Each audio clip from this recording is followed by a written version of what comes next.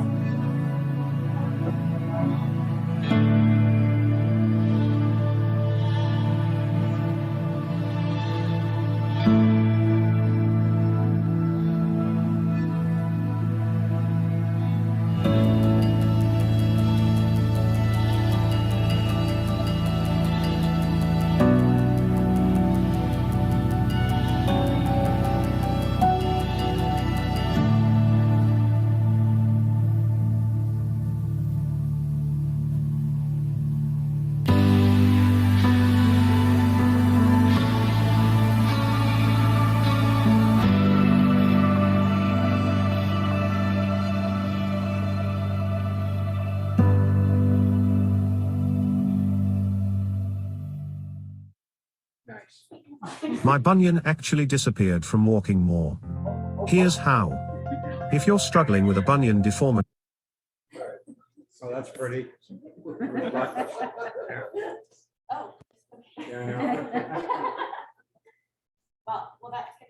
Thank you so much. So now I moved to a job where I can cry anytime I want, which is great because it happens quite often. It's such a powerful place to be. While you're getting that up. Awesome. I have not had to stand in front of a room in years. I had to put pants on for this and everything. I'm sure that line's been used a ton. It's my first time, so I want to have it. So yeah, my name is Brandy Coulsey. Thanks, Pam, for the introduction. Gosh, you said my kids' names that I was going to cut, but anyways, well, there's that. We are from the Windsor Cancer Center Foundation, so I understand that it is a long name. But I'd like to start off before that kind of gets my, oh, I'm going to steal the mouse for you if I can click it off. Sit there and say, thanks. I'm going to start off by telling you who we're not. At Met Hospital, there's the Windsor Regional Cancer Center. And in there, you talk about seeing all these really nice people. I don't know what kind of interview you have to pass to be the most compassionate person in the world to work at the cancer center. They are a group of nurses, doctors, oncologists, support staff that use every ounce that they get from Ontario funding to provide the greatest care for cancer patients around our community. That's who we're not. Who we are is the foundation. We're the official fundraising arm of the Cancer Center. We fundraise for, and you'll find out now, but we fundraise to support them and to give the Cancer Center the amenities that they would otherwise not have access to if it weren't for us fundraising and generous members of our community. On Monday, there was a little bit of a publicity for us. I don't know if anyone saw it, but TD gave us $100,000 for a research project. Oh, I would be so proud of me that I'm crying so much. She does this. Our executive director, I just watched her do this, and she cries after like 10 years. So I'm like, also I'm 11 weeks in to the job, so I'm a little green to the role. But when I was asked a bit of a bio, it was really important to me that I say that, you know, I worked really hard in the IT space and I really enjoyed it. It was great working marketing in tech, and it was cool. Cybersecurity is pretty interesting. but I can only write so many ebooks to help protect CFOs and their assets. Again, I was gone out of the house for however many hours a day, and then I'd come home, I'd be late for my kids' things, but for what? You know, and like if I'm gonna be outside and away from my kids, I want to be doing something. There's so much that I could be doing, and I wanted to do more for our community. And I'm so thankful for Hawaii for seeing that in me. And so again, apologies for being so green with this organization, but it really does come from the heart. And so I'm gonna try my best to use their language along with, you know, my feelings and try to run it all together. And I know I'm not supposed to take this long. Bye, I need to get past the first.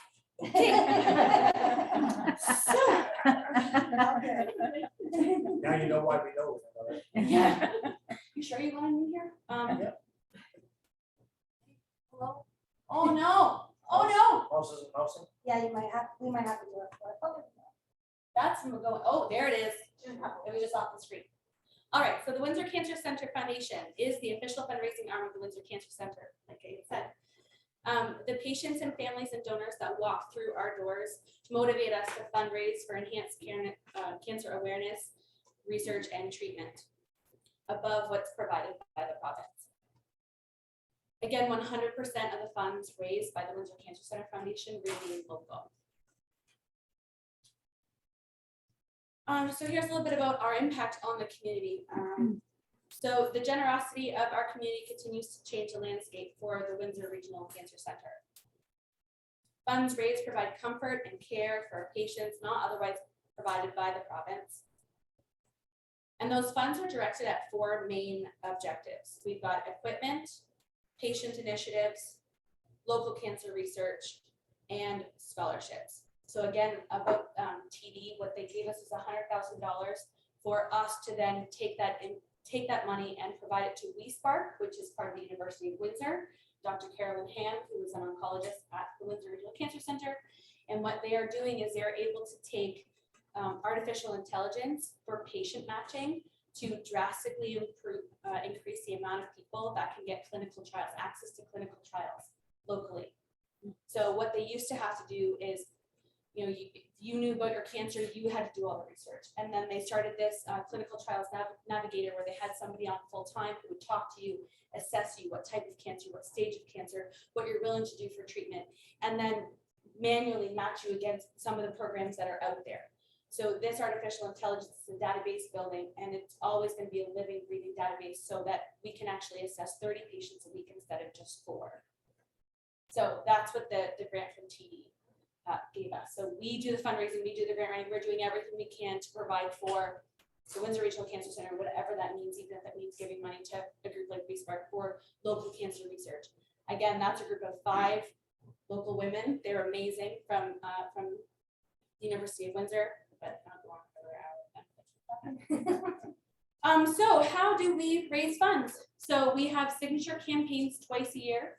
I'll talk about those in a second. Of course, we've got so many third-party people interested in planning a fundraiser, whether it's an organization like if anybody was in McGregor for the McGregor Music Fest, that was, oh, amazing. All right, great. So Sue's amazing, and that all the funds there raised came to the Cancer Center Foundation.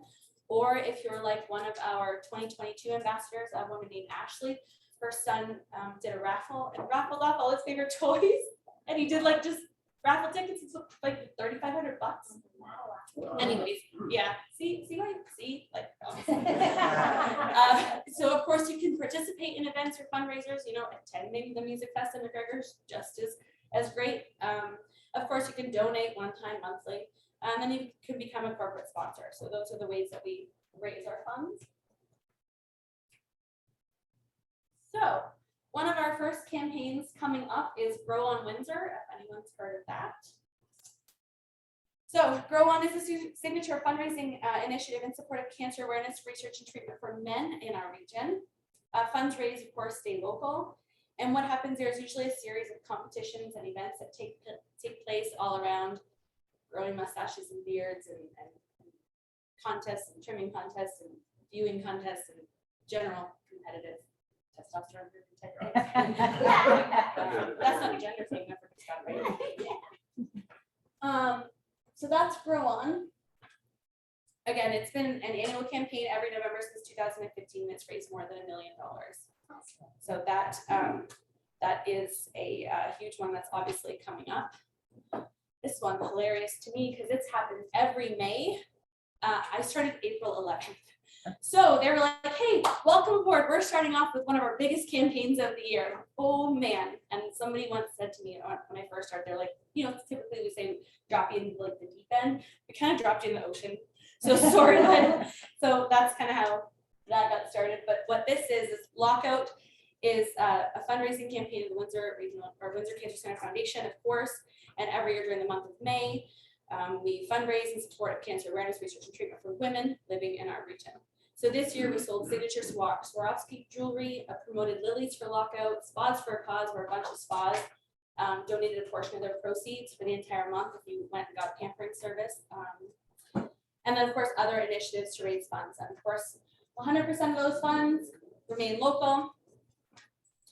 So talking about all that fundraising, well, kind of what happens with that money? What's the impact of a donation?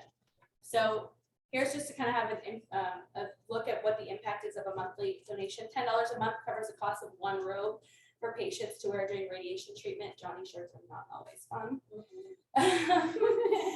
$30 per month covers the cost of dosimeters for 17 patients with cancers of the head and neck. $100 a month covers the cost of 5 IV pools for chemotherapy treatment.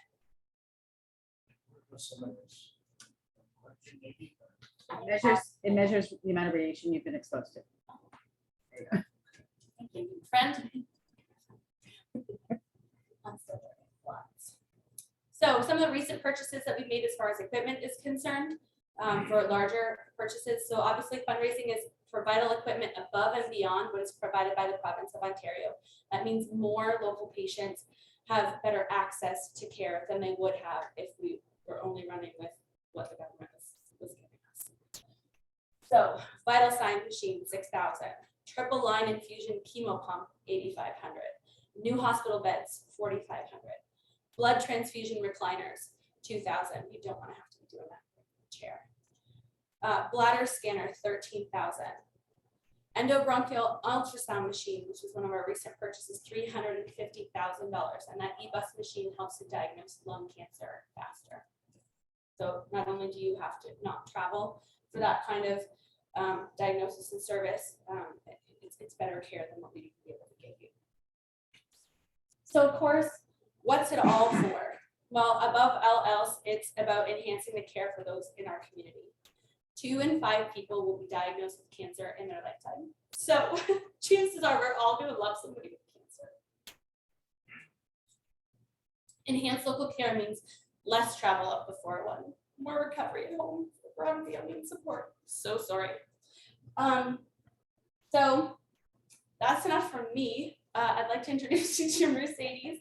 Mercedes is a 2018 ambassador from our Lockout campaign. So what we do every year during the month of May is we choose 5 to 7 women, and then we have male ambassadors for Grow On.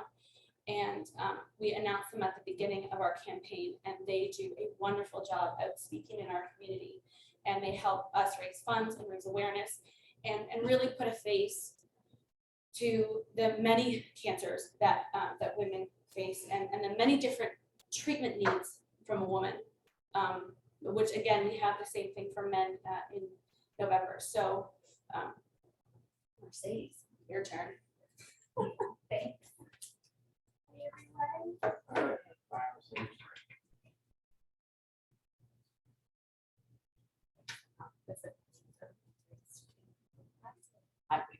Oh, I see what you, oh, I see. Okay, so I guess, no, you don't have to do anything there. The screen changed over there. We did something wrong over here. Aha, there it is. Okay. If I click on that thing, you shouldn't have to. You're saying, Brandy, you're an IT before. Yes, okay, so just click on the screen. That's what we get. Marketing manager. Right? It was my job to make sure non-technical people knew things. I had to stay tech dumb to do my job. There you go. Okay. Now also you know why we don't. Okay. So, oh wait, hold on a second. I set a timer for myself because sometimes I talk too much. So I just have to be careful. So these are a couple of my pictures just throughout my cancer journey. So this is me, my twin brother and myself, just, you know, twinning. And then for Comic-Con in Toronto, I got dressed up. If you guys watch Stranger Things, I actually borrowed the Johnny Yam from the cancer clinic. And this was like an awesome costume. Everybody loved it. I got like a million pictures of people. And then Wonder Woman, just because, you know, everybody loves Wonder Woman. So this is a picture of me. This is a picture of me before cancer. If you guys are like, oh, I thought that was like taken last weekend. It wasn't, and I appreciate the compliment because that was like 7 years ago. So I'm very much grateful for that. But yeah, I was healthy. I exercise. I'm a vegetarian. I don't smoke, and I still got cancer. So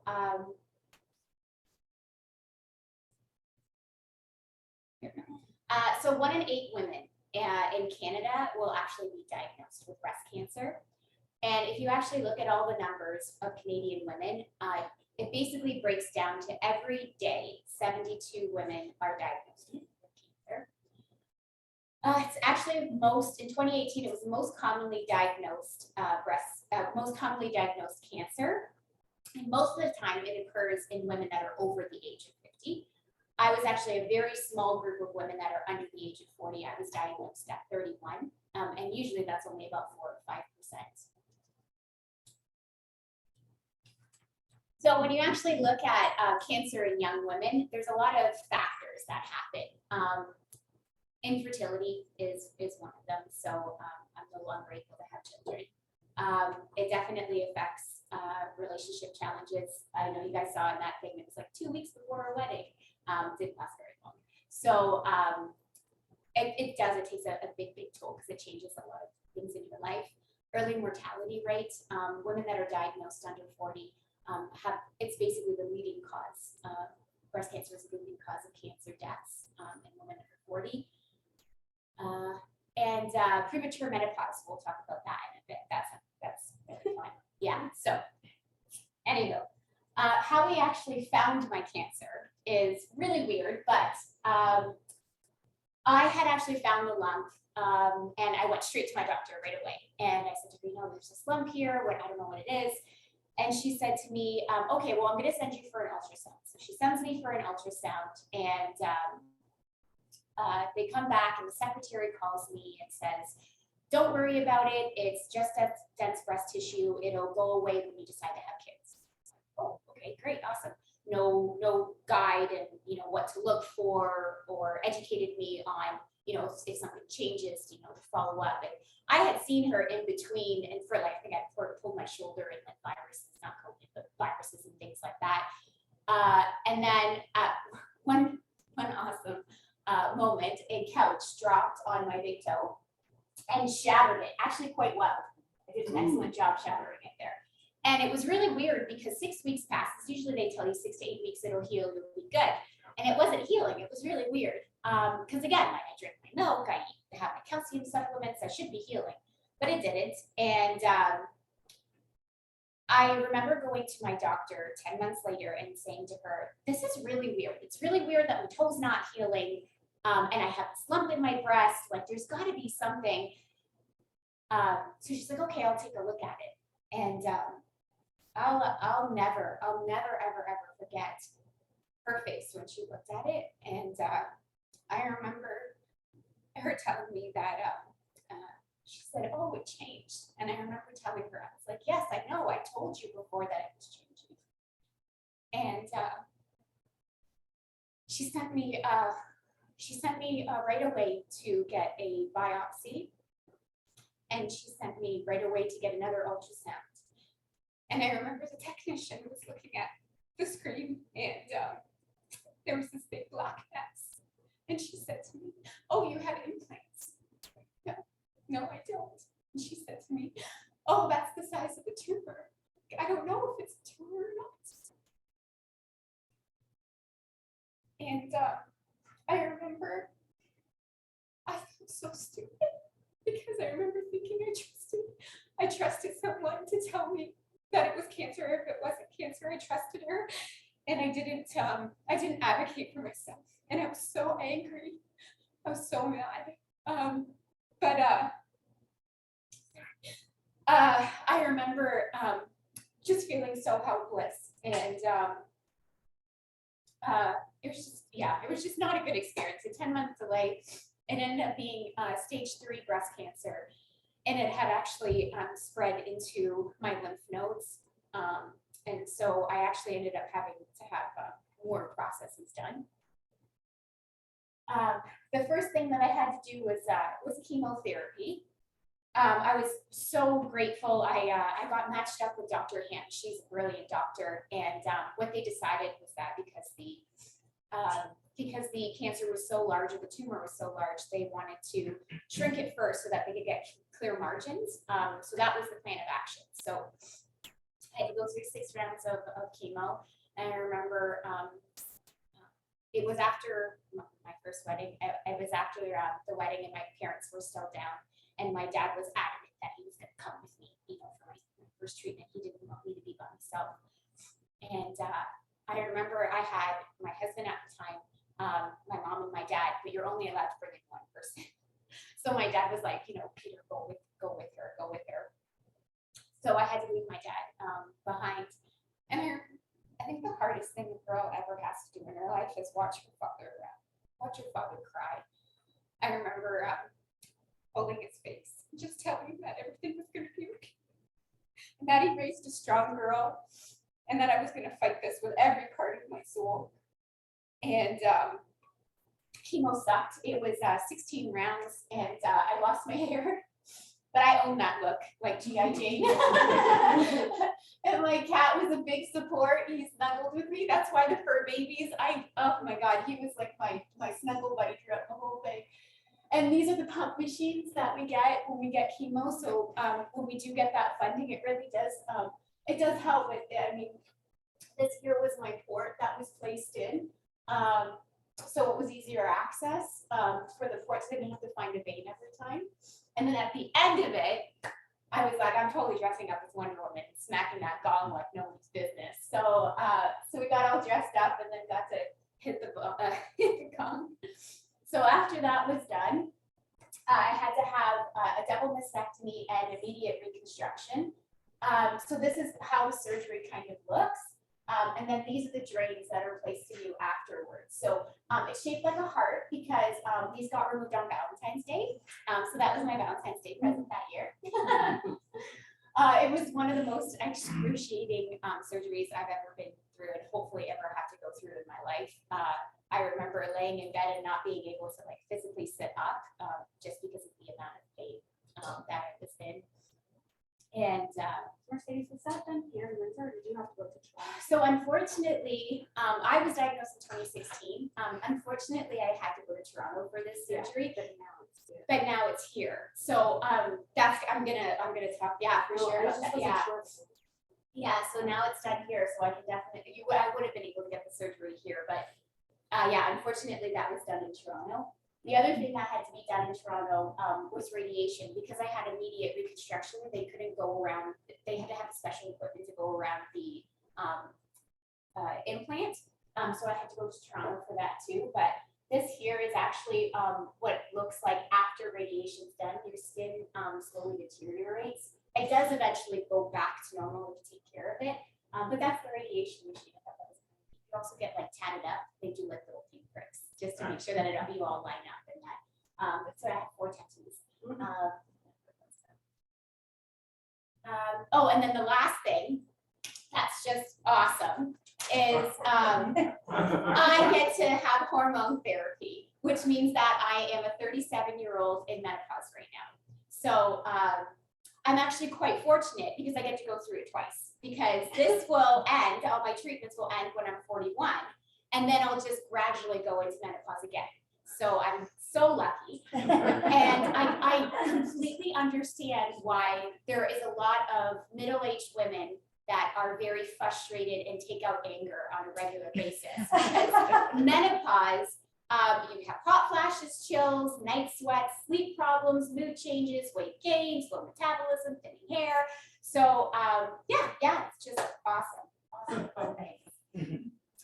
So about the support. So that's the main thing is that, so for my chemo treatment, I was actually able to stay in Windsor and receive my chemo treatment. I had a whole group of people that, cooked me food, and I had a group of friends that actually gave me little presents. So every time I had to go to chemotherapy, I got to open up my presents. So I got to correlate like going to chemo with opening up a present. And then the other thing too is just the little things at the cancer clinic. So if you go to the cancer clinic in the waiting room, I don't know what it is like now because of COVID, but before there was always cookies and coffee, and you need cookies and coffee when you're about to go for chemo. And that was always there. It was like an unlimited amount of like cookies and coffee.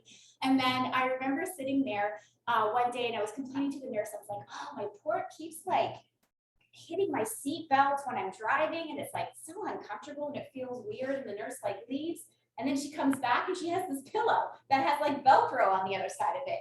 And like basically you put it here and you Velcro it to your seatbelt, and then it doesn't rub on your, like, it's just the little things. The little things that make such a big difference when you have to go through like all the other treatments.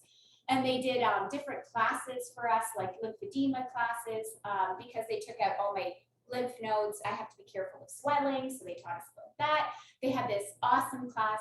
It was a beauty class called Look Good, Feel Better. And it's just such a fantastic class. It teaches you about how to properly use your tools. I know a lot of us use like those disposable makeup sponges more than once. Really shouldn't do that. A lot of bacteria, and you have to be careful of that when your white cell count's down. And then the other thing is they teach you how to, draw on eyebrows. It's so important. Eyebrows are basically, they show your entire emotion all the time. So it's so important to be able to draw on eyebrows. So the last part of this is just about advocacy. So, I mean, I at the very beginning of my journey, I felt very helpless, and I felt very vulnerable just because I didn't advocate for myself. And I work in healthcare, so I feel like I should have known better. And I'm done my journey. I survived cancer. But I know today at the cancer clinic, someone is walking through those doors and getting diagnosed with cancer today. And it's a life-altering diagnosis. We have to support those people. We have to support them going through that journey. It is an emotional and life-altering experience. And I want to make sure that those people can just focus on that, and only have to worry about just focusing on making sure that they're fighting for their life, and that we can focus on the campaigning and getting all the machines that we need for our people here. So thank you so very, very much for listening to the spiel, and then thank you so much for just listening to the Windsor Cancer Center and understanding how we support the people with cancer.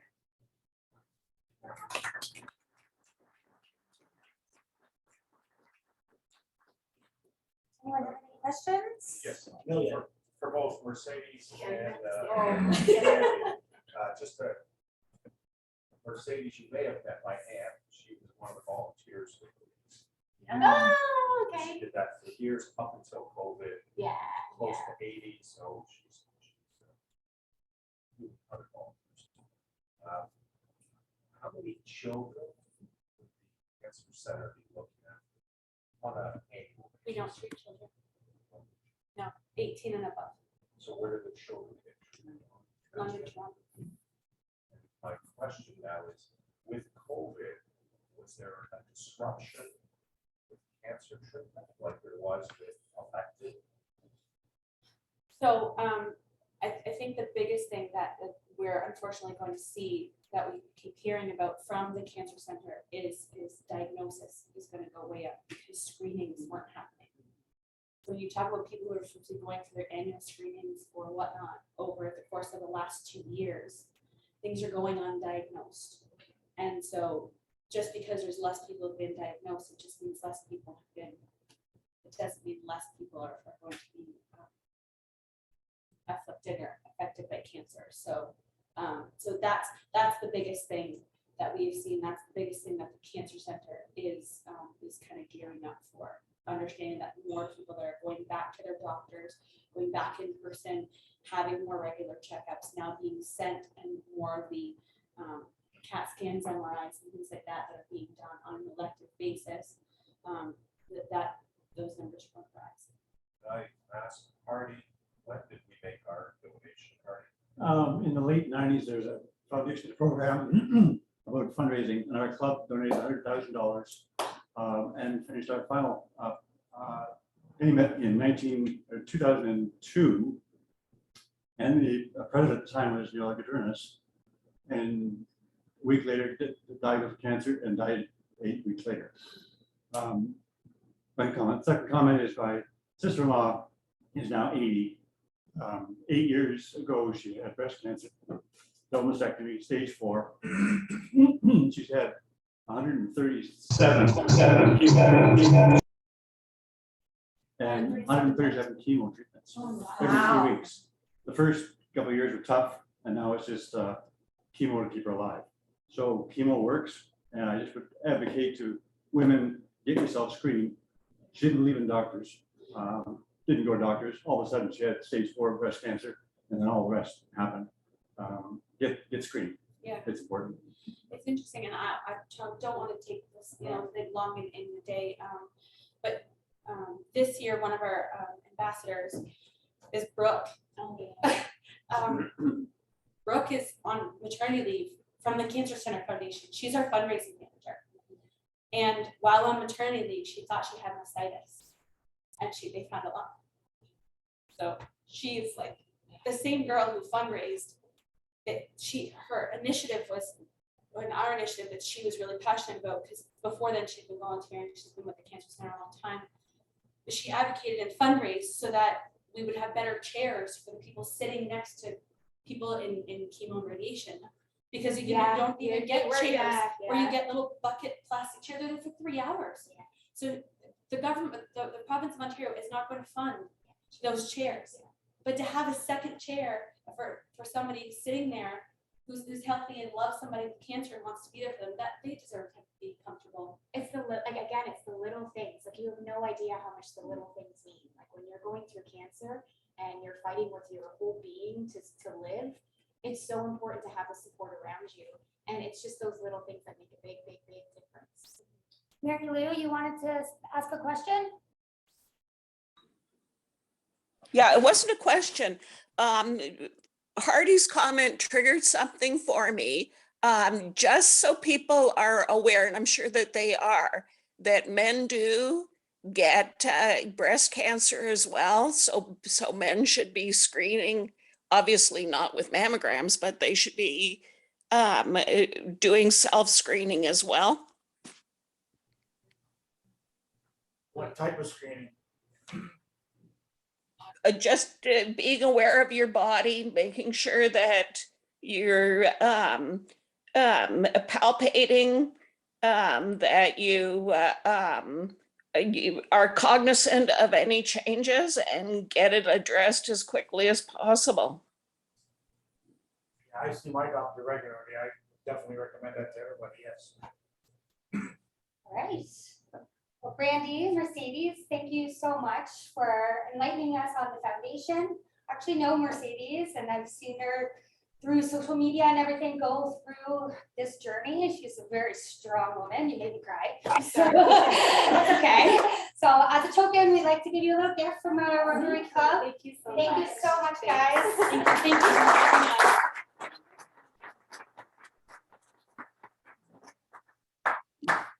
Don't be shy. I thought I was getting into it.